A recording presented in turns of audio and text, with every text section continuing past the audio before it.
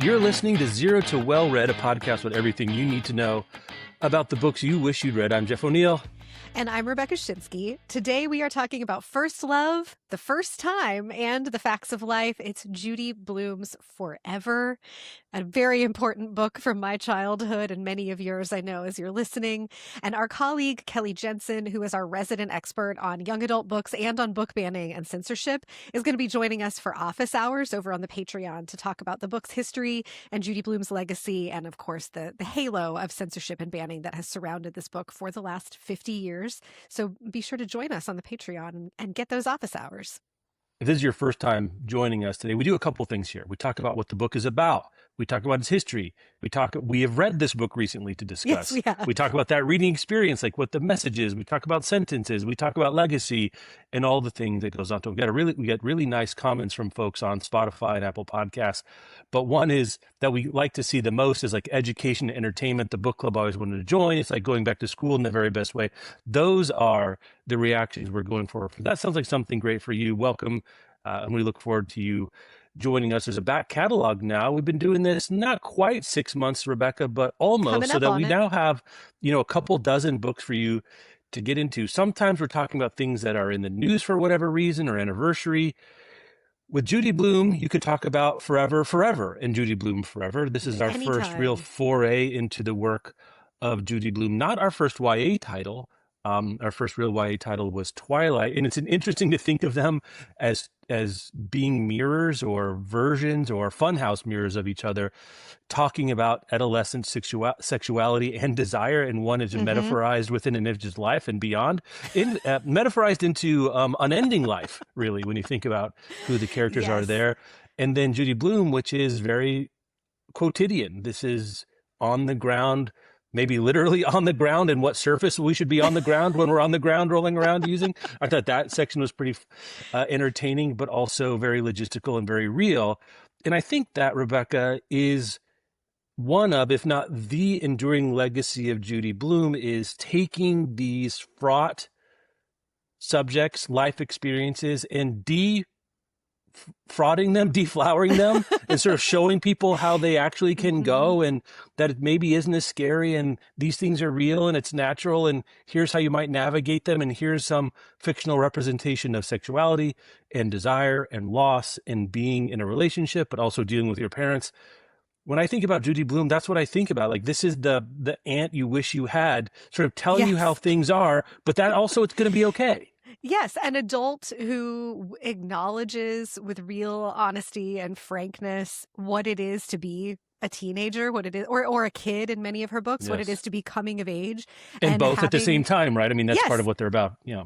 And having all of the questions and fears and the excitement and all of those things mixed up about all the new experiences that you're going to have, whether it's your first period in Are You There, God, It's Me, Margaret, whether it's dealing with bullying in the book Blubber and a few of the others. She's got a book about grief, and this is her book about teenagers having sex for the first time. But it's more than that. Like, Forever gets tossed off as this is the Judy Blume teen sex book. But it's really these young people learning how to navigate a relationship, how to talk to each other, how to think about what their commitments are to each other. And as the title Forever ...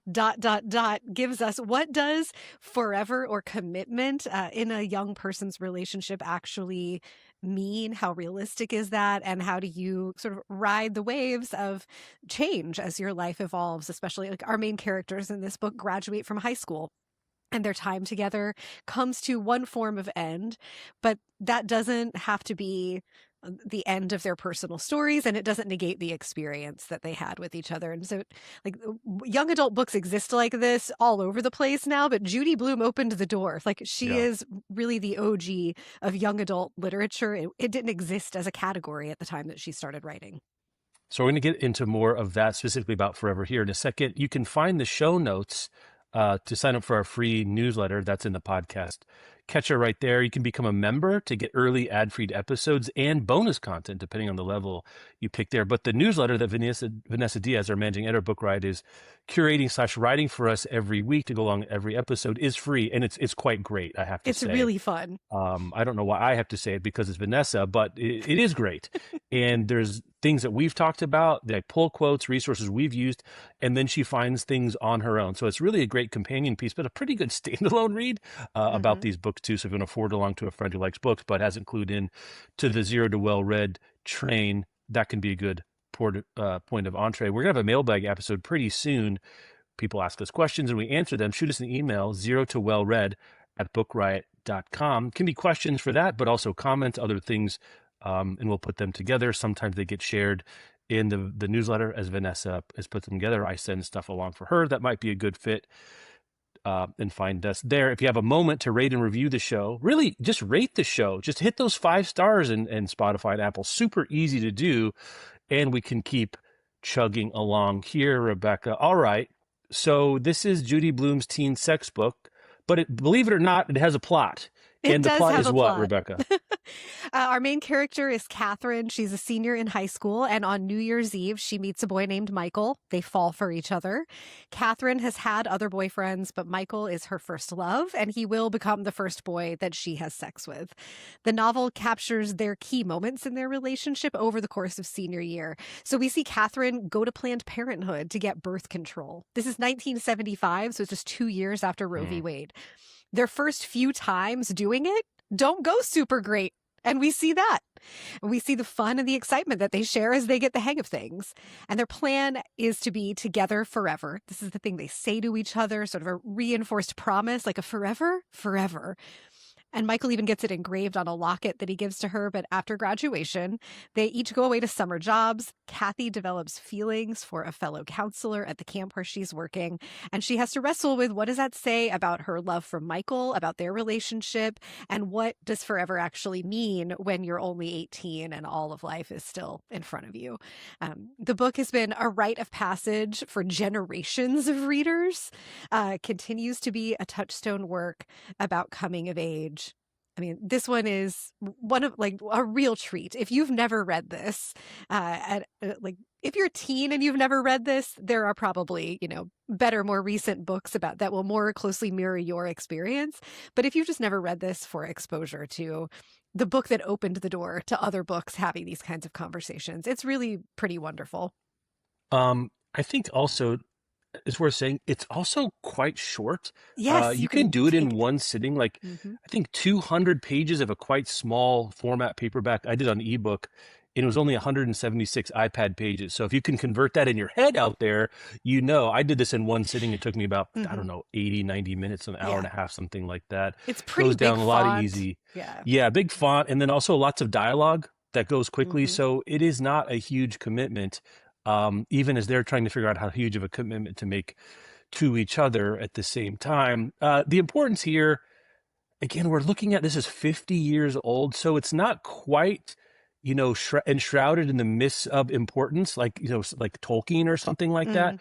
But it's also not so recent that a lot of people remember it, because I think a lot of people, the most impactful reader were probably they were 15 when this came out in 1975, so they're 60-ish. At this point now, and they're having their own experiences at the same time, but it's continued to find readers. And in finding those readers, one of the reasons, I don't know if there's a Streisand effect going on here or not, Rebecca, but it's continually, routinely among the most banned books year in, year out. Kelly, like we said, is going to join us to talk about the specifics of those. And that has kept it fresh, because the idea is that this moment in a person's life is still fresh. When you're figuring out your own sexuality, you're engaging in sexuality with other people. And I don't know that it's any more or less fraught than it was. I think it's differently fraught, but it remains fraught because we don't talk about it, and it's very difficult, and it's awkward, and it's your first time, and you're trying to match your desires and your willingness with other people. And so that, I don't know, that may just be a truth of human life for the foreseeable future. And if that's the case, then this book is going to be relevant in that way. Yeah, it's been controversial for 50 years, and so that does keep it in the news. But there were multiple generations of readers. Like, I read this in the late mid to late 90s, and this was still the book you read to Right. like get a frank conversation about teens having sex. There weren't a lot of people at least successfully following in Judy Blume's footsteps yet. So there's that. And even if the details of the presentation of it, which we'll get into, are not totally relevant for today's teenagers, like the kids in this book don't have cell phones, the internet Right. is not a thing. The mechanics of being a person figuring out relationships and engaging with sex for the first time and trying to figure out how to talk to each other about it and managing your own expectations and your desires and all of those things are just permanently relevant. I watched a wonderful documentary called Judy Blume Forever that came out in 2023. And Jason Reynolds, who's a current young adult author, says in there that he doesn't think Judy Blume was setting out to write something timeless. She set out to write something timely, and she did it so well that it became timeless. This And is I how think, these things generally yes, happen, right? Yeah, unless you're writing, I don't know, fantasy or sci-fi, which is outside of time. The only way to write a timeless work is to be specific and write it from the position in which you find yourself in a particular moment. The origin story here is fascinating. Her daughter was a teenager at the time of Bloom's writing this, and was reading books about people having sex and consuming cultural documents about this, and terrible stuff then happens to those people. And her daughter says, could we get a book where all this happens and then nothing terrible happens to them, like sort of Romeo and Juliet being the case of this particular kind of. And Judy Blume was like, yes, I should write that. And she yes, wrote that. So Blume then writing specifically into teenage interests and desires, but also innocence and ignorance of things that matter to them, is not the worst prompt for a yeah. writing life, is to write into the blank spots where the unsaid needs saying. Yeah, and the book is sex positive decades before we had the Right. term. She gives Katherine agency and autonomy. Katherine pays attention to what feels good to her, to what she likes, to what makes sex start feeling more satisfying with Michael. And I think it's really authentic to what it's like to be a teenager and to not Yeah. have the experience or the skill to handle things smoothly. Nobody in this book has therapy speak. They're not No. performing their virtue for each other, and they bumble through some things. Michael pressures Katherine a little bit. She says no a lot more than I think we want teenagers to have to say no today. But they navigate it. Like each of them is clear about what they want and what they're comfortable with. And there's tension there that I think is very real and honest about the teenage experience. And it also presents sex and desire as natural. It validates young people's feelings, the excitement and the fear and the anxiety. And it captures that open and honest communication is hard and it's necessary. And it gives the readers a model for that I think is still radical. Like It does feel that way. I agree with you. Right?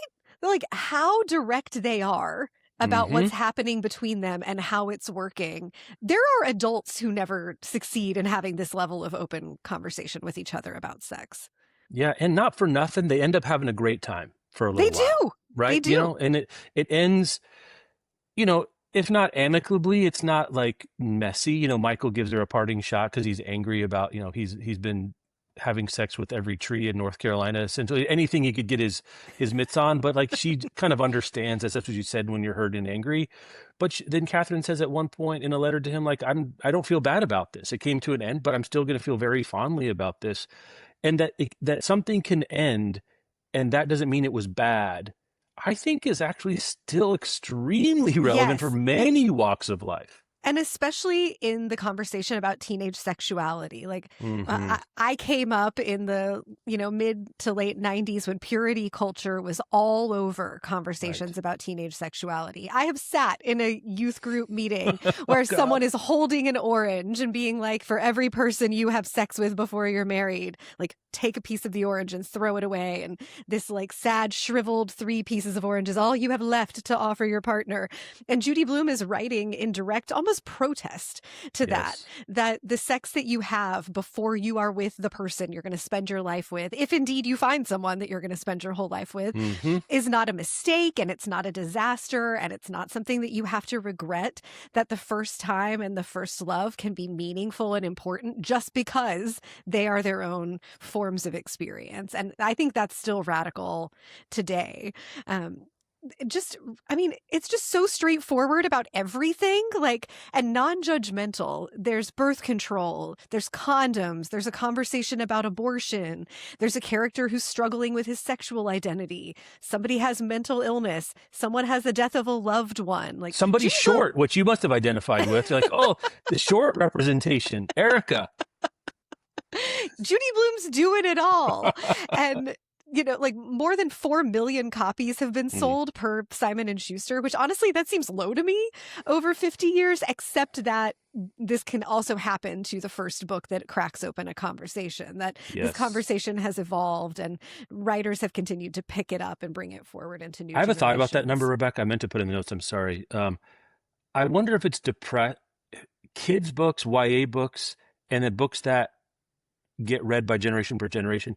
I think in terms of the number of individual readings, probably it's really low because of libraries. In school libraries and public libraries and passed down and teacher to student and student to student and sister to sister.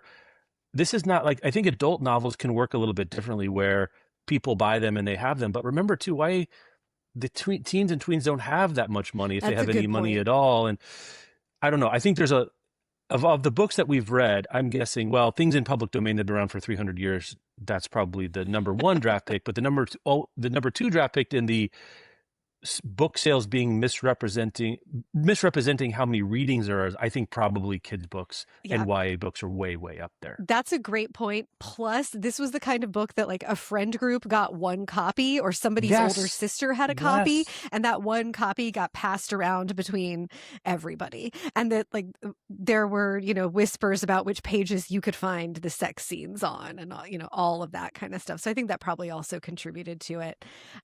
Just to capture big picture importance of the book again, it was named by Time as one of the best YA books of all time in 2021. Generations of readers still refer to it. And then just to touch briefly on the banning history before Kelly takes us into depth with that in office hours. It was number 7 on the ALA, that's the American Library Association's 100 most frequently challenged books from 1990 to 2000. It was the second most banned and challenged book as recently as 2005. Number 16 on most frequently banned and challenged from 2009 or from 2000 to 2009. And currently it's banned in all public schools in Utah. It's on Florida's unofficial list of banned books, and it is the 28th most banned book across the United States since 2021. So in the last 5 years. I have a hot take within this one, Rebecca. I didn't put it here because I want to hit you with it here. Again, if your goal is to prevent kids from having sex, and I think that's a bad goal, or at least a fraught one, let's put it this way, because people are going to do things. You should ban this book in Utah, because this is a book, if someone reads this, they are going to be more likely to have sex. And that's okay. And that's good because it helps them. And they're going to do it anyway. Yeah, I don't think this book is going to make them more likely to have sex, but it will make them more likely to have satisfying, safer sex. And we want that. Yeah, I mean, this is sex positive, and for kids under some age, I don't know what age they're okay in Utah with people having sex. Maybe not until marriage. You can get married young, but you can't have sex out of wedlock. I'm not really sure. But if what you're afraid of is people having sex and enjoying it in a way that you don't like, this book says that it's possible and enjoyable and there's nothing wrong with it. So I was in a conversation recently where the best argument for the power of books is to see what books are banned, and that this book is banned so frequently. And then once you read it, it's definitely, there are parts that have sex in it, and it's explicit. It's not pornographic or by any stretch of the imagination, but it's like describing what's happening, and it's presented in a positive, or at least sort of neutral to positive kind of way. That is a real threat to the orange purity culture you're talking about, that nothing bad happens, and Katherine and Michael are just as, if not better equipped to be in sustaining long-term healthy relationships after they figure this first encounter out than they were before. Yeah, and I think that's really important. I don't know if your ebook edition had it, but the paperback opens with a note from Judy Blume that Yes. says this book came out in 1975. And so Katherine goes to Planned Parenthood to get birth control. But if she were to do that today, they would also have a conversation with her about HIV and AIDS and sexually transmitted Yes. infections. And here's a number you can call and a website you can go to get information about these things. And like that page alone makes people want to ban this book. The only thing that may hinder that is that Michael, we learned the first time he had sex, he gets gonorrhea like right off the bat. That was a tough beat for Michael. That's certainly the messaging I was hearing as a teenage boy in the 90s. Like, you're just going to get the clap. The first clap time. Put Michael off of sex for a little while there.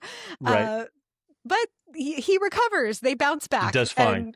And condoms are a thing. Yeah. Let's talk about Blume for a second. I was more of a Beverly Cleary kid. I sort of went from Beverly Cleary to adult books, but I definitely did some Judy Blume, and everyone really does at some point if you're a reader of any kind. And heralding in the YA market as we know it is not the worst thing to hang on your Writer Hall of Fame plaque. And if anyone has that, it's Blume. Her own history is extremely interesting. She was raised in New Jersey. She graduated from NYU in 1961. She met her eventual husband there. She becomes a stay-at-home mom and is basically like Betty Draper with an English degree and a pen.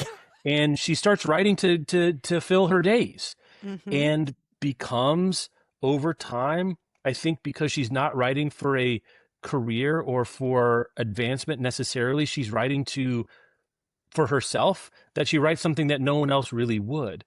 And she's talking about things like masturbation and periods and birth control and death. And it's like, from many of her books were challenged right away. And she just sort of got used to that.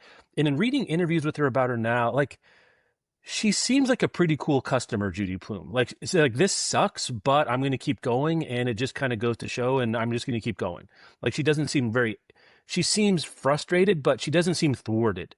And I guess that must have been required of her in 1961, 1970, 1975 to write the kinds of books she was writing. If you were worried about what people thought about you too much, you weren't going to write the kind of books she did. One of the 100 most influential people in the world by time in 2023. And I don't know her later work well enough to know, like, what was the last or most recent book that became a phenomenon of some kind or did very well or became part of the conversation. I've long since aged out of that.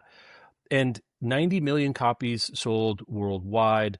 Her 1969 debut. This is good trivia. I would have gotten this wrong. You have this in notes here. The one in the middle is The Green Kangaroo. What is that about? Did you look? Is that a kid's book? I have no idea. What is that? It's a kid's book. Okay. She was doing like middle grade. She was doing picture books and middle grade before she really landed in her pocket of doing more young adult. But she's really known for Are You There, God? It's Me, Margaret, which is the period book. Blubber, which is the bullying book. A young girl is bullied for being fat. Super Fudge, and then all of the Fudge books, which are based loosely on her son, and Tales of a Fourth Grade Nothing, many, many more. Then she has 4 adult novels that include Wifey from 1978 and Summer Sisters from 1998. I think Summer Sisters might really be the last Judy Blume book that kind of made waves. She had a novel in 2015. Based on a wild, real event from her childhood where a plane crashed into a New Jersey suburb. Oh, yeah, I remember this. And I read it in 2015 and was like, okay, this is a novel that Judy Blume wrote. But it's pretty far outside of like this universe of things that she tends to write about or spent most of her career focusing on. Like, she is the signal tween and YA writer for Gen X and millennial readers. Because YA just was not a thing.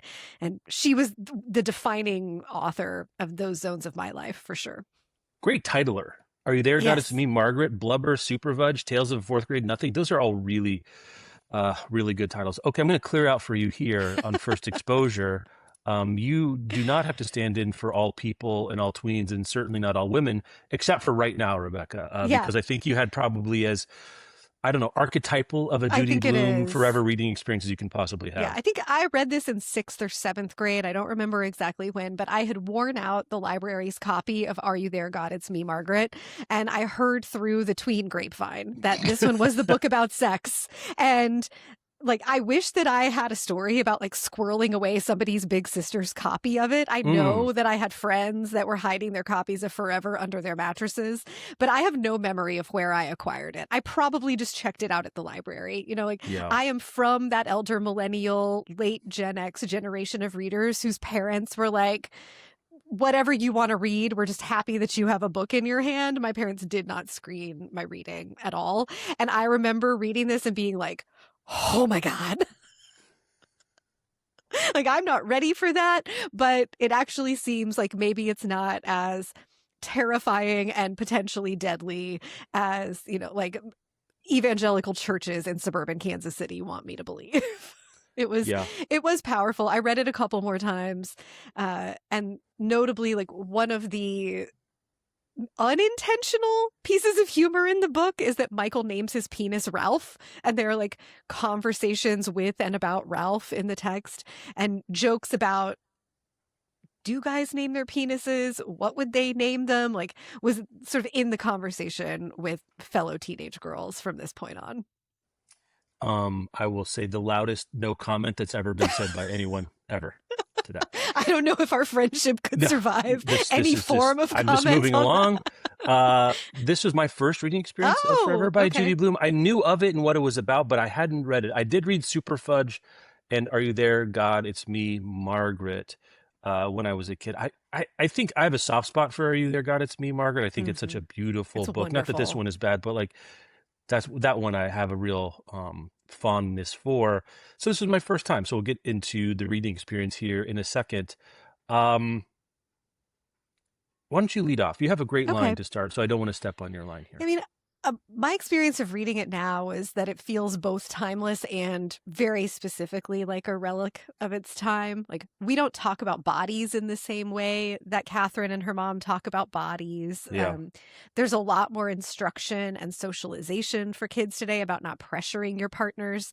But I also kind of loved that Judy Blume hasn't updated this a million times to fit every social evolution over the last 50 years. Like, Yes. she's really just let the book stand for itself. I know they've updated Are You There, God? It's Me, Margaret, so that the period products are more representative of today. Hmm. Because like there are really old fashioned ones in the original copy of the book, like where you got to like connect a pad to a belt, and it's just stuff that no It one looks like that something it's Sally Field would have to wear in The Flying Nun, like some yes, really like origamic the stuff going on. yeah, like it's just technology that Yeah. teens don't encounter today. But the nuts and bolts of Forever are still relevant and relatable. And then, again, that Jason Reynolds quote from the documentary about how she didn't set out to create something timeless, but she did by creating something timely. Like, it's just frank and affirming and non-judgmental, and this is a radically different version of teens exploring sex than Mm. I saw depicted anywhere else growing up in the 90s inside purity culture. And I suspect that it was a radically different version than most people have experienced. In our, like, maybe Gen Z started getting better representations, but Gen X and millennial readers, like, this was kind of it. Yeah, it really was. And I think too, I am also glad she didn't update it, even because like this line between being an instrumental kind of a book that's an instruction manual versus a work of art. One thing we want from art, I think, over time especially, is to preserve the structures of feeling that were in circulation at the time of the writing. Facts and figures will Mm-hmm. stick around and get captured elsewhere, but interiority and cultural politics and dynamics and stuff about class and gender, um, those things can get lost to the sands of time easier. I think often now about when Chuck Klosterman was talking about when he was writing the 90s, one things he wanted to do was try to capture what it felt like to experience the 90s. And I think that's something that's important and can be a source of its own interest. This is not just the sex book by Judy Blume. This is about her representation of sex in a specific setting. Like Yes. we don't have a lot here about class and religion, but it's situated in its moment. And if you do that correctly, not correctly is the wrong word. If you do Well, that with some nuance and you do it well, it becomes a source of interest beyond, right? Like there's things about The Great Gatsby that are about like the wonderful sentences, but also about the time and the place. And those things have moved on, but they become interesting. They become part of history. And I think it's really wonderful that this is not something that we think of like the owner's manual to a car where you got to update it for the new Right. model because the things are put together a little bit differently. It can work to be an instructional manual for feeling without keeping up with the specifics, because the Yeah. specifics are changing. But I think the underlying thing really isn't in a lot Yeah, of I ways think going to I change. think that's right, and that's part of what makes the depiction of their first couple of times Yes. so realistic and powerful. Like, it's a premature ejaculation story. Michael Mm-hmm. comes very quickly the first couple of times, and he's embarrassed, and Kathy's disappointed, but he acknowledges it, and she doesn't add to his angst about it, and they keep going forward. Right. And the frustration is real. Like, Judy Blume lets them hold all of these multitudes. Katherine says at one point, I wondered if it would ever work out right between us. And like a couple of pages later, they have figured it out and everybody's having a great time. But Mm-hmm. also, like, there are these wonderful letters that they write to each other. Katherine writes to Michael and her family members and her friends from summer camp. And those are so sweet and nostalgic and also really an artifact of the time. Like, I felt a little sad for kids today who Yeah. have grown up with phones and perpetual contact and have missed out on the experience of like truly being away from everyone and of the opportunity to like to write them a letter, to tell your story, to have that kind of distance.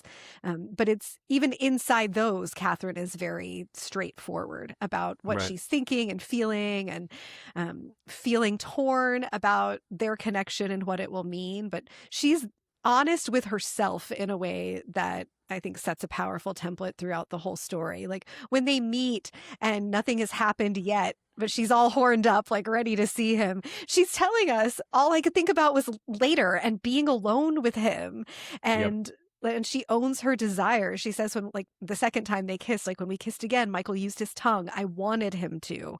And just Mm. like that really clear, simple, this happened, I wanted it to happen, or I wanted this, and so I let it happen, or we engaged some kind of conversation about it, is really sophisticated. And Yes. Blume presents it in such a grounded way.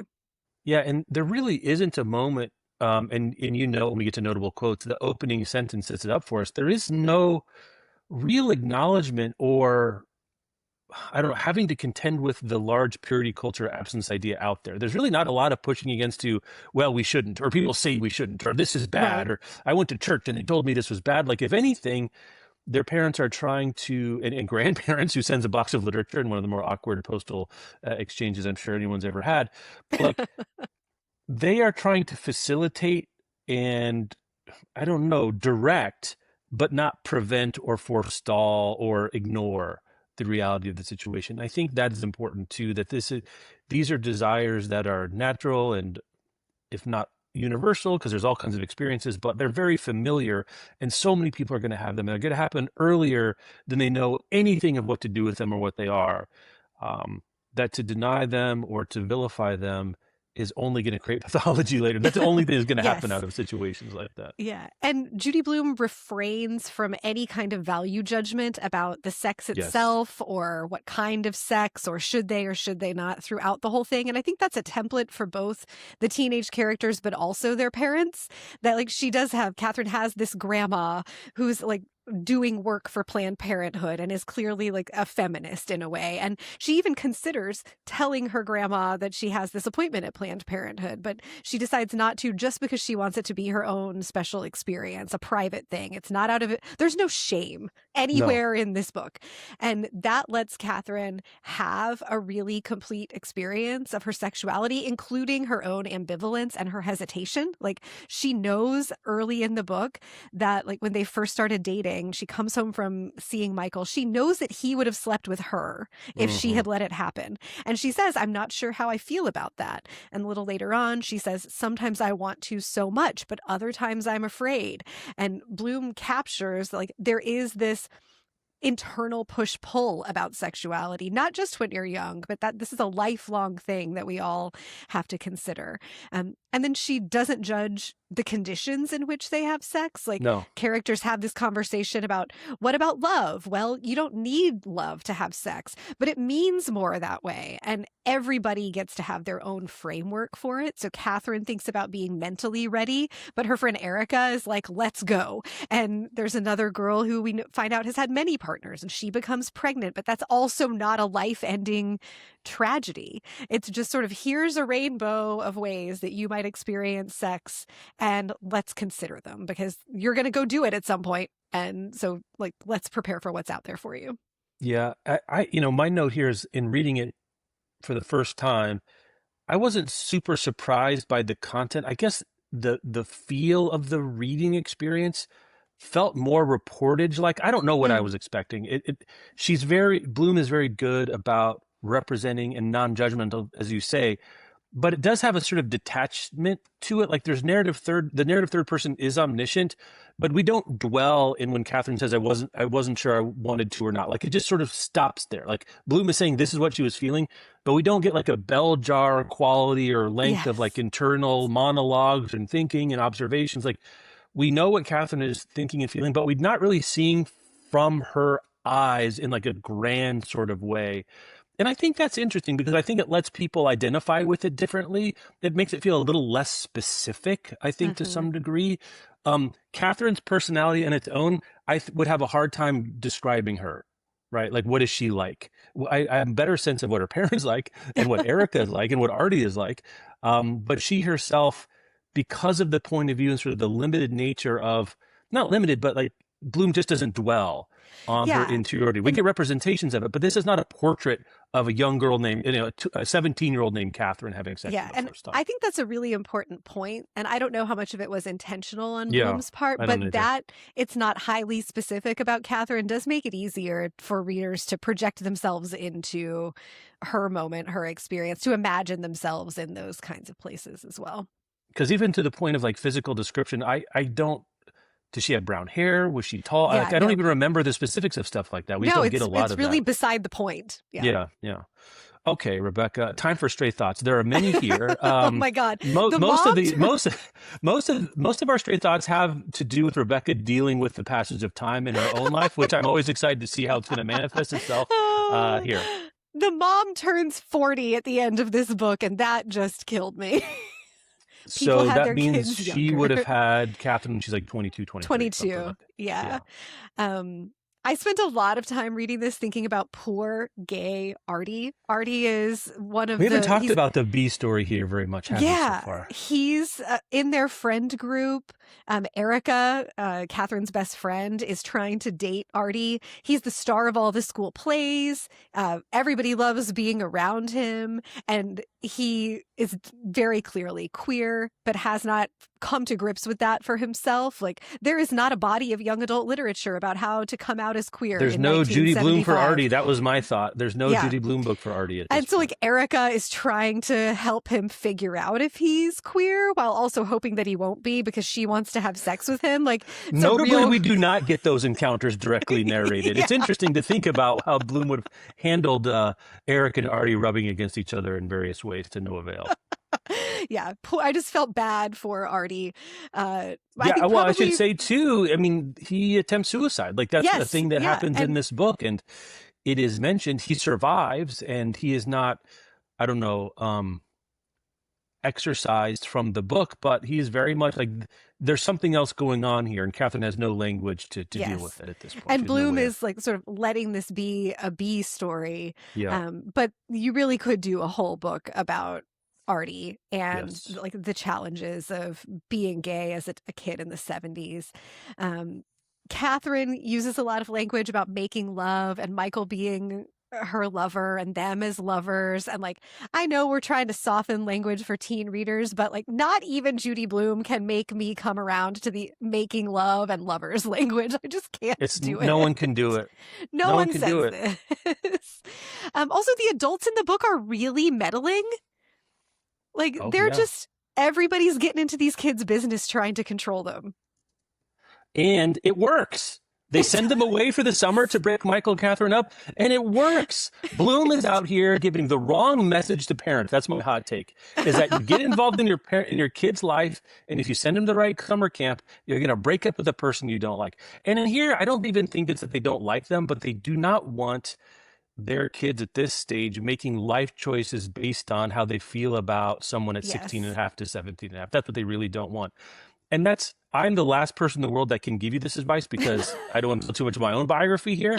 But like, I get that. But also controlling your kid's life at this point is stupid, but it works. I don't know. I don't know how to feel about that it worked here at this particular moment. I mean, I kind of read it as they would have broken up at some point anyway, but their parents hastened it along. But like, all the adults are so just nosy and meddling. And yet permissive too. Like, they can sleep over. Like, what? Like, I don't know. Like, that wasn't a thing that was around by like 1994, 1995, where you could like disappear for 3 days at a friend's house. Like, even then, that wasn't something that was really going on. Then for our ongoing collection of evidence that we used to be smarter, which is a thing we're doing here on Zero to Well Read. I didn't clock this. I'm so glad you captured this. I just blew right past it. Michael and Katherine go on a special date. He had planned a special celebration. First, we went to see Candide at the Paper Mill Playhouse. And that's the person they were trying to break her up with. The guy who took her to Candide. What are we doing here? If there are teenagers going to see Candide on their dates in the year of our Lord 2026, or YA authors writing this into text, I need to know about it, but I do not believe it's happening. Yeah. I have a couple, then I'll go back to yours here real quick. The college application process seems awfully drama-free from contemporary eyes. Like, I applied to 3 colleges and maybe one more, and I got into Denver, and I guess I'm going. So, whoa. Again, that might tell you about the anxiety levels of certain members of the class, of which I am clearly a member there. I don't know if this is a hot take or a stray thought, but teenage boys would have done very well and would do very well to read this book. Yeah. And I don't, that's not instrumental. I don't want to sound creepy, but like, one of the most difficult things of anyone is to try to triangulate your desire with someone you're interested in who may be interested in you. And that's one thing we see here. Like, they're sort of mismatched from the beginning of what they want and what they're willing to do at what particular moment, but they eventually become aligned. And that is difficult. And those conversations now have a lot to do with consent. Like, that's the word that we use, but so much of it is also who's interested in what and what are you comfortable with, and knowing how to think about what your partner may or may not be feeling, and having language, and knowing that it's going to be awkward and your counterparty feels just as, if not more awkward than you. It would be a real help to a lot of people to have a better time dating and with their bodies and with their partners. I don't know. My question here, my hot take at the end was like, is there a dude version of this? I don't know what it is. I don't know. Yeah. The other hot take is like, maybe to do the Stephanie Meyer thing, which is to write it from a different version from Michael's point of view. Same story like Stephanie Meyer did with Twilight here. And again, that doesn't mean there's anything wrong with this book. It's certainly welcome and important to have it from the female character's point of view. But all of the same conditions are present for young men or people that identify differently. But the perspective change would be interesting, and I think it would be fruitful, and teach the people some things, and gives them the ways to feel and think about their own experience. That would be generative. And again, because what I'm trying to do is connect this back to your point up here about the prevalence and accessibility of pornography in our current culture. Yeah. And that's where so many boys, I think, are getting the kind of instruction they would better off be getting from a book like this to be really put on the nose. Totally. Yeah. So I was wondering about that as well, about like, how does this land for teenagers today when their expectations are shaped by having access to porn 24/7? And I asked Kelly, our colleague, if there's been a version of that, or like, well, of course, we don't know if Judy Blume ever thought about updating it for teens that are so exposed to porn. But Kelly said Jason Reynolds' novel 24 Seconds From Now, that came out a few years ago, does some of this, and it is contemporary and has a lot of the boys' perspective. So that might be a version of it, but that's maybe it's both the like sweetest thing about this book, that Yeah. their expectations and their hopes are kind of just internally generated or from things that they've heard from their friends, like that your first time will be kind of awkward. They don't have all these images in their heads of how this is supposed to go. But that's certainly not the situation that teenagers grow up in today. I totally agree. I think that straight teenage boys would do really well to read this book. And like there's a whole class of contemporary like sex writing around this. Like one Hmm. of the things that Michael and Katherine land on without Judy Blume putting a pin on it is that like foreplay is important. Yes. And there are entire books about that now for straight men who are trying to navigate sex with straight women. That just kind of really direct instructional validating conversation would be especially potent in contrast to the lessons and images of porn today. And the instructional piece is certainly important, but I guess this will go to my next straight thought is, but the narrativization and dramatization of those moments, I think, does something that even a straight touch this person for this long in this sequence, Right. and you're going to get the result that you want, Yeah. is different, right? Because I would just watch the most recent episode of The Pit, and spoiler alert for the people that haven't. And there is a sequence in that episode that walks the viewer through the process of rape evidence collections and intake in the emergency room. A woman has been sexually assaulted, and she comes in, and they go and they show you the process, at least in this particular hospital and jurisdiction, of what that all entails. And it is extremely informative and educational, unless you have some reason to go encounter that by yourself. Like, what does that actually look like? But as important, or like differently important for a work of art, is to suggest how those things might feel, what it might be like to experience them from multiple angles, to see them, to what does it mean for that person? What does that mean for the person dealing with that situation too? So it gets outside of like educational politics and cultural politics and sort of like textbook, like here's what happens.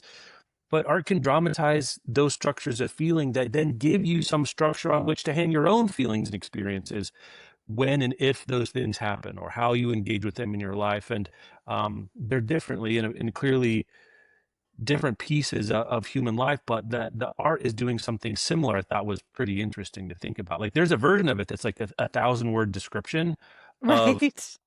of the thing, but it's meaningfully different, categorically different, to do it through art and representation and feeling and human relationship too.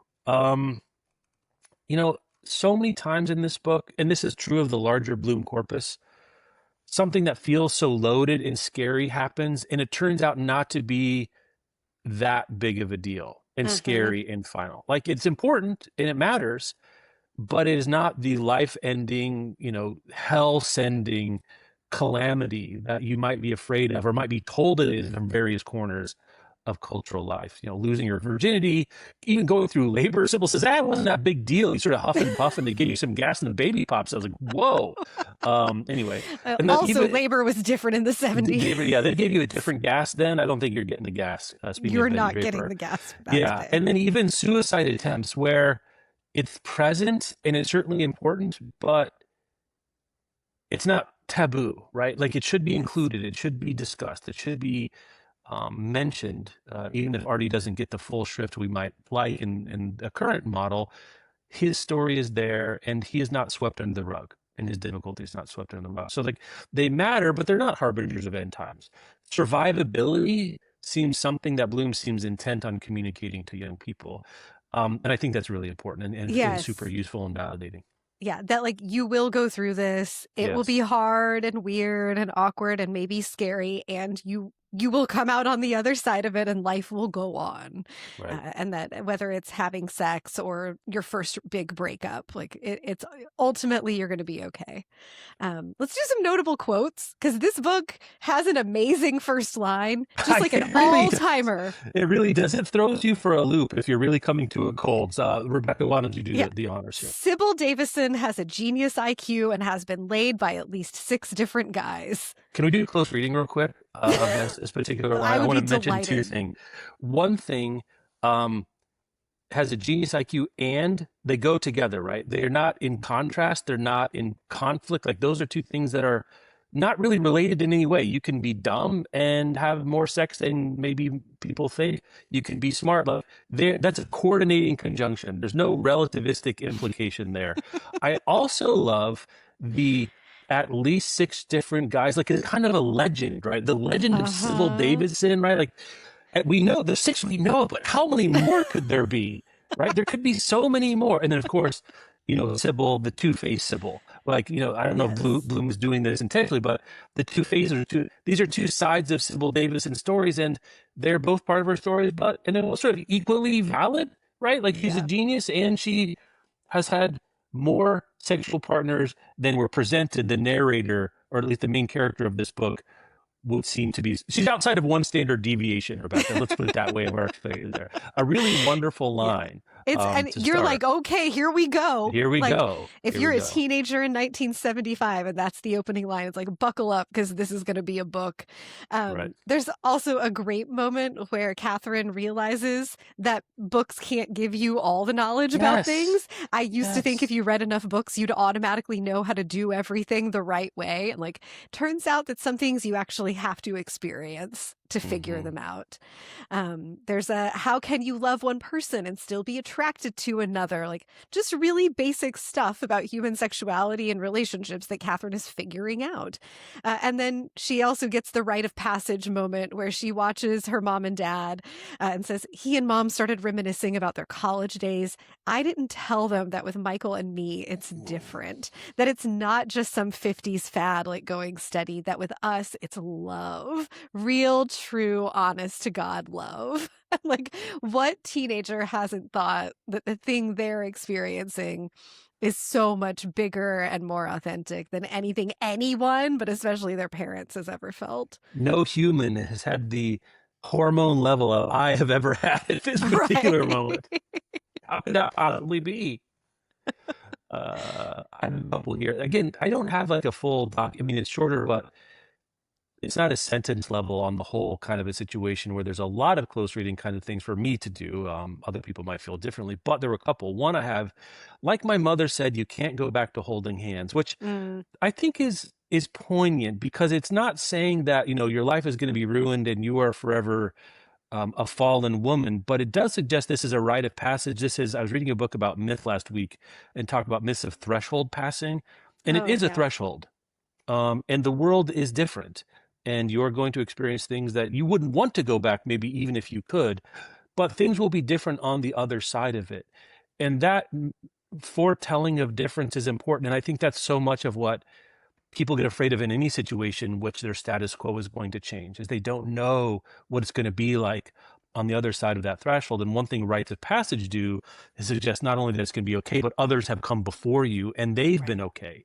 And that seems also like something Bloom is working on, giving people a model or a structure for this particular rite of passage, where here's one story of how this has happened and they were okay on the other side. And if you look around, the world must be peopled, as one thing Shakespeare says, I think, in Much Ado Mm-hmm. About Nothing.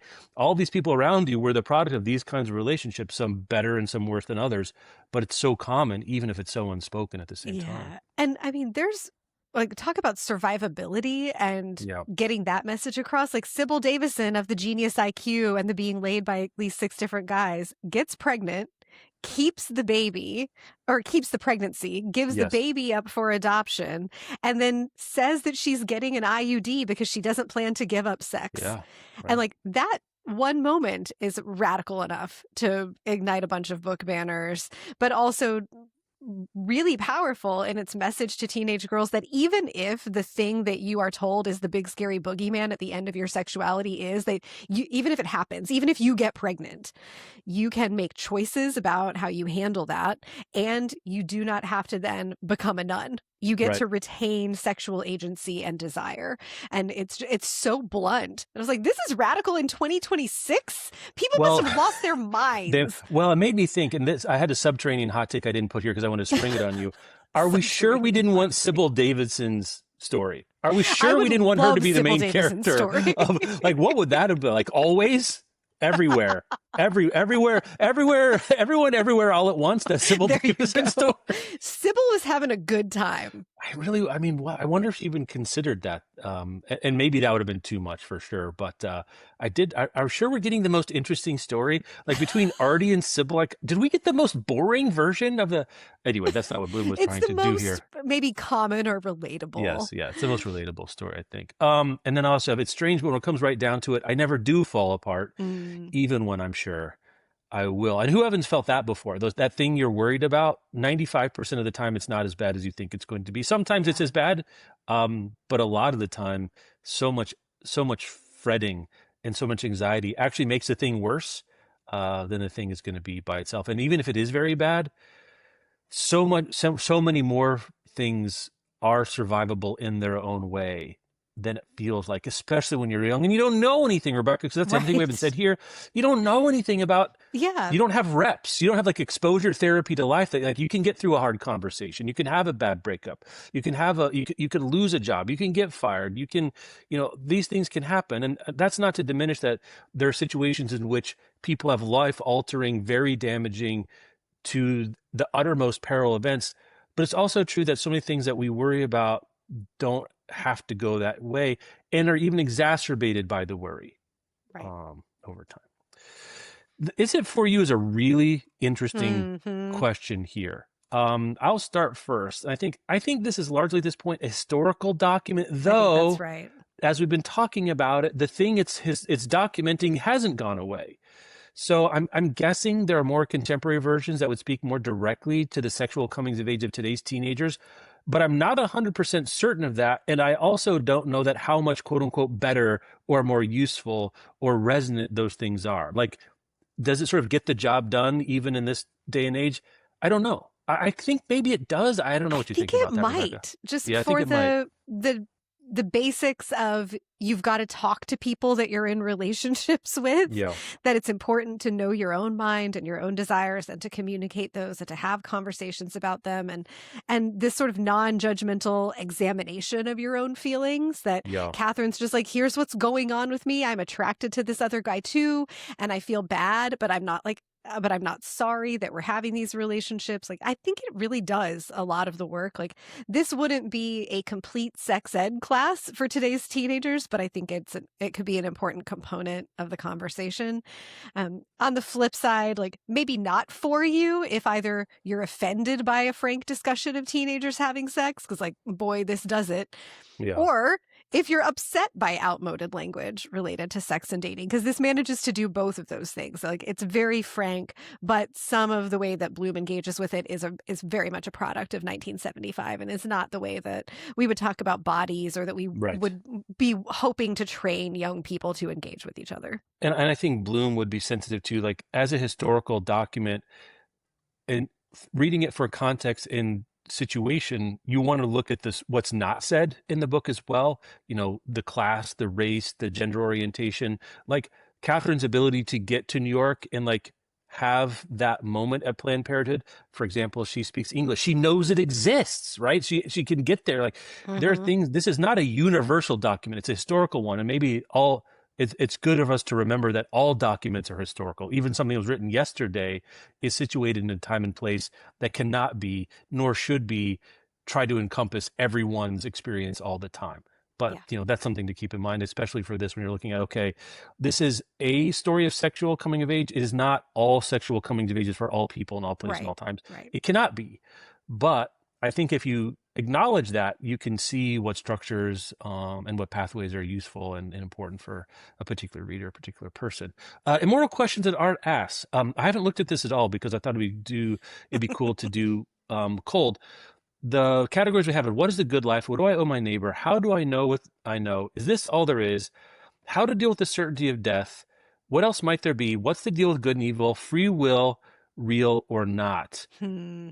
Really slips through the cracks here a little bit. I do think there is a what is the good life I question agree. here. I think that's Yeah. probably the easiest one. What do you think, Rebecca? Yeah, I think that's the one here. Like, as Catherine is figuring out what she wants and how to negotiate for her own desires in the context of a relationship with someone else, and then ending that but the potential end of that relationship because she wants something else. Like, it is very much a young person starting to put the pieces together of what she thinks a good life is, and Yeah. that good life is going to involve other people, and that's complicated and difficult and exciting and fun and all of those things, but how to navigate it.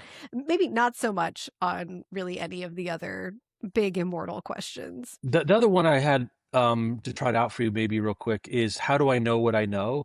Because Mm, like the gap between theoretical or educated or even whispered peer-to-peer knowledge about sexuality versus a lived experience of sexuality. Again, maybe I've got this threshold metaphor, but she has a different understanding of herself and sex on the other side of this yeah. relationship than before it. And I do think there's something to the limits of a book learning Yeah. uh, here, And she and figures that out. yeah, and that can be useful, and it's all you've got until you've got, I guess, the other side of that cord would be body knowledge here, right? Sort of lived corporeal experience Hmm. of sexuality, but like you know some things because it's whispered and told and educated, but then you know some things because you know it firsthand, and Yeah. how those things combined matters here, and I think it matters for a lot of people's lives in Yeah. so I think many that's a different good kinds of point. We ways. can allow that one in here. All right, thank you very much. Are we sure this is about art and writing? This is the easiest one so far. It's not, Yeah. Rebecca. Nope. This is not This one about is art and not writing. about art and writing. Nope. Though there's plays and letters and Candide, but it's not about art and writing. Could you get most of the gist from watching the Signal adaptation? Talk to me about the recent Netflix series Yeah. adaptation. So there's not a 70s or 80s adaptation like from the time in which the book was made. If there had been, I think you probably could get the gist. Like, there was a movie from 2023 of Are You There, God? It's Me, Margaret, and it does really capture the feeling and spirit of the book. But there's a 2025 Netflix series that's set in contemporary. Like, it's set in 2018 on up. It's set in LA, though. It's about two young Black teenagers. And by virtue of being in a different place, about people who are having a different racial Yes. experience and in a different time with technology, it is true to the spirit of the book, but not to the letter of the book.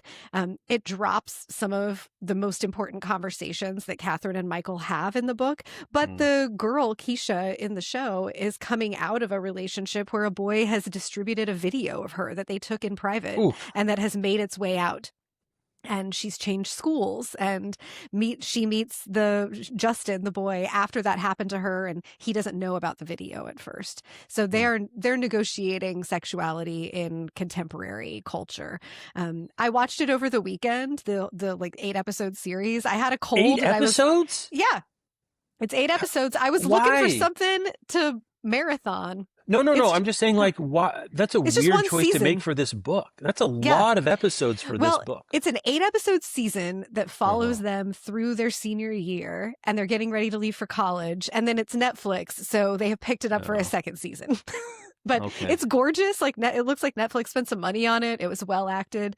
I think it's great as a piece of TV, but Mm. it's just more a great thing that happens to have been inspired by a Judy Blume book than it is like an actual representation of the Judy Blume book. Yeah. Then also, if you had to make another adaptation, movie, musical, TV series, or Muppets, Muppets is also it's always the wild card in this situation. You have the point here that needs to stay in book form because of interiority. I agree that how Catherine is feeling and what she isn't saying while she's going through her life and these experiences so much of the time is the meat of this particular story. I will say though that musicals can be great because the songs are great. You know, the Want song clearly like can go along both for Michael and Catherine because of the version, and they're good for expressions of melodramatic yearning, interiority. Sure. I do think though that it matters that we get relatively specific play by play of their sexual encounters, and I don't think you can do that on a stage just because people Yeah. like it just doesn't. I was waiting for It's that like watching. porny, maybe. I don't know how you Yeah. actually represent those things because it matters who's touching what at what happens Right. and who And comes at what point and where they are. I just don't know how you do that. That's yeah, I was not waiting for that watching the strange. show of Yeah. like you see them kind of go off on the day that they're going to have sex together for the first time in the TV series, and I was waiting for like, oh, are they going to do the moment? Like, is he going to come too quickly? Are they going to have to talk about it? And they elided that. Wow. So yeah, and I think that's easier to put on the page than to Yes. really depict, but also how powerful would that be for teenagers to be able to see this is like a pretty normal, common experience in sexuality between straight people, and for them to be able to see it and watch young people actually have a Yes. conversation about it could be really important.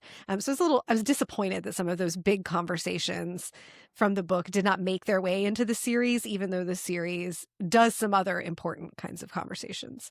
But I yeah, I think mean, book form. yeah, that is a tough elision because for many young men, that is a signal concern of early sexual encounters, Yeah. is that particular thing. And also for then the young girls, the women that they're having sex Yeah, with, like, how do you respond? How do you handle that? What right, creates, like, we're trying to create an environment here where everybody feels safe and supported and where we can explore this together. So what does that look like? And right. the great gift that Judy Blume gives is actually showing one version of what that looks like. What they said, the Mm-hmm. contrast between what she thought and what she said. Like, she tells him that she's not disappointed, but she tells us that she was, and that she didn't really feel anything. Yeah. And even navigating, what of your experience do you share with this partner? What do you keep private? Because you don't want to hurt them, or it's not necessary as you're moving forward. It's really delicate stuff. And I think books do that better than almost anything. Yeah, interesting. All right. Trivia, adaptation, rumors, mystery, repeated quotes, etc. Oh, you know what? I didn't see you had this here, but I had the thing about the daughter Yeah, asking her to write something about which I young people had love sex, this. and I do love that too. I haven't watched the 2023 documentary. I thought I might do with my kids at some point. We just haven't got around to it. Called Judy Blume Forever, about her life and legacy. Notable. I was reading an interview with her yesterday. She sat for a lot of interviews, but she didn't have final cut or anything about this. Yeah. In this It day and age doesn't where so many artists do like, here's my vanity project, I actually kind of find it important to know if the subject has final cut or not in a document like this. Yeah, it doesn't feel like a Judy Blume propaganda piece. Yeah. It feels like a celebration from the filmmakers. Hmm. One of her daughter, Randy, became a therapist whose subspecialty is helping writers finish their work, which is That's kind of amazing. amazing as Judy Blume's kid. And she owns a bookstore in Key West where she still works 3 days a week. You get some footage of it in the documentary. And you have in the notes here, apparently Yes. women come to see her and it's a moment for them. And that is captured in the documentary. And I Oh, have to is tell it? you, I hope yes, so. I really am glad to hear that. I was telling Bob yesterday that like, I mean, you know this about me. I don't have like a big fandom gene, but I do think that I might become quite emotional meeting Judy Blume. Yeah. I get how that's a thing for people. Yeah. Hot takes, Rebecca. I mean, this could have had more staying power if Bloom had updated it with modern technology, but the technology and the conversations around teenage sexuality shift so often that I don't think she needs to. Also, Judy Blume's Mm. doing just fine. Like, she doesn't just need to sell Let any more someone else copies do of it. this. Yeah, let someone else try Yeah. to take their hand at Yeah. this And particular I rite of talked passage. about Sybil Davison and her pregnancy and giving up the baby for adoption and then getting an IUD because she has no intention of giving up sex. But that's a totally valid decision. And it's bold to say it now in 2026, but especially in 1975. Like, just really great stuff there. I liked your note here about imagining if Judy Blume had pulled a Stephanie Meyer and told the story from Michael's perspective Yeah, too. yeah. I don't want to pull a but what about the boys? But I do think a similar story from Michael's point of view would have educated a different kind of reader in things Yeah. that are useful to be educated from. Like Stranger Things, Erica is the real MVP. It's not the same Erica, but that was the Erica I was. That's the Yeah, most her recent best Erica friend. who is a spark plug, who's ready to do some things and is attracted to someone who just not the right vessel for her desire and interest. Um, and she's just a spark plug. I can't imagine what the character was like in the adaptation, but a real chance for a side character to shine in an adaptation. But Yeah. every time she comes in, she serves as both a hype woman and sort of emotional antagonist for Catherine, sort of prodding her along Yeah, there's to own not her own really desire. a correlated character in the adaptation. It's mostly just Keisha and Justin together. What are we doing? Okay, well, I'm glad people are enjoying that, but now I'm having the least fun book readers experience. Like, that sounds terrible as an adaptation. My last one for you here. This was also a subterranean hot take. Is what if Romeo and Juliet had had forever to read? Oh, I don't think they're committing mutual suicide. hopefully not. Right. Judy Blume seems to be writing directly into that space where teenagers are melodramatic and think that the relationship that they're currently in when they're 15 is going to be the one that they're in forever. Right. And that they'll die if the breakup ever happens. Yeah. Judy Blume could have saved Romeo and Juliet, but also ruined Shakespeare. That's right. Yeah. It's exactly the kind of book that Romeo and Juliet didn't have to read. Actually, you know who should have used it? The Capulets. Because, like, if we get Juliet a summer job on the Amalfi Coast, she's going to forget all about this Romeo fella. Yeah, don't pressure them into getting married young. Yeah. Is really just the lesson for make the them teach parents tennis to 12-year-olds. Also, I have another quick, this is more of a stray thought, but her younger sister, Jamie, breaks out the F word. We're trying to be, keep the label here. I laughed loudly when Jamie did that. Just like, were you? War and death are bad words, but that is not a bad word. I thought that was really funny. That is the most popular Goodreads quote from this book. Oh, we didn't do that. The most popular Goodreads. That makes a ton of sense. I went and looked. Me. Yeah. Further reading recommendations. 24 Seconds from Now by Jason Reynolds is a contemporary story inspired by this. Our colleague Kelly interviewed him for our YA podcast a few years ago. We'll have a link to that in the show notes. And he cites Forever as one of his inspirations for it, but deals with young people in a sexual relationship. How are they navigating the relationship and being teenagers and their parents and all of it? Like, his mom finds her bra in his room and they've got to deal with stuff. I also do think the Judy Blume Forever documentary is a good place to go. And the corpus of Judy Blume, like, if you read Forever or you have read it and you like that frankness, she does that in each of her books, just about a different thing. And it's refreshing and fun, even though it's dated. Cocktail Party Crib Sheet, 3 to 5 takeaways. We have just one here, and I think this is it. This is your line, so again, I'm not going to step on your line. Groundbreaking and pretty timeless book about first love and sex and all that comes with it. Our final beat is our 0 to well-read score. Each one gets a score from 1 to 10, with 10 being the highest. Our 5 categories are historical importance, readability, current relevance of central questions, book nerd read cred, and oh damn factor.